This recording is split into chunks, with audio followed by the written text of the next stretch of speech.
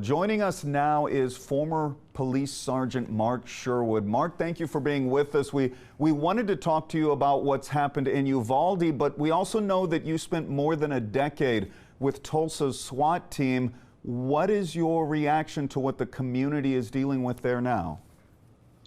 Probably much like Uvalde, a lot of shock, trauma, disbelief, and then wonderment on what we're going to do to address these issues. And it's a very complex one, as we've all seen and laid out. I don't think there's one right answer for all of it, but boy, what a tragedy in Tulsa, Uvalde, and even in Buffalo. Just evil is abounding, and that makes me very sad. Sure. Let's talk about Uvalde specifically. There have been a lot of questions raised over law enforcement's response. From the information that you've gotten, what is your assessment of what happened there? Well, it all boils down to what the commanding officers were told at the time. Obviously, the information in those scenes is going to come at you fast and furious, and we don't know what was communicated at present to the person that was making the call. But what you have to look at is two different scenarios. If you have the suspect isolated in a room, armed and barricaded, without hostages, without people, it's a different response. You wait. As opposed to someone in a room that's armed and barricaded and has hostages with already victims.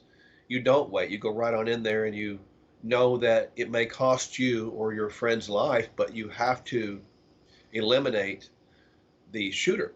And so in both of those situations, it's a different response. And like you and like many, of course, the optics on this don't look that great, but I do think it's wisdom to at least figure out what information was transferred and at what time specifically. So we've heard a few potential solutions put out there. We've heard some of our leaders call for reducing the number of doors in places like schools, even down to one single door. I'm curious from your perspective as an expert in security, do you think that's a viable solution? I do think that's a viable solution. You look at one way in, being able to have cameras on that, security that's not only there, but very visible. In other words, you want to create this sort of an intimidation show of force to any potential bad guy who wants to come in and harm our children. Obviously, you want to have multiple exits for emergencies that are accessible, maybe with the push of a button in case of a fire, for example. But the one way in, one way out is kind of a good idea, I think.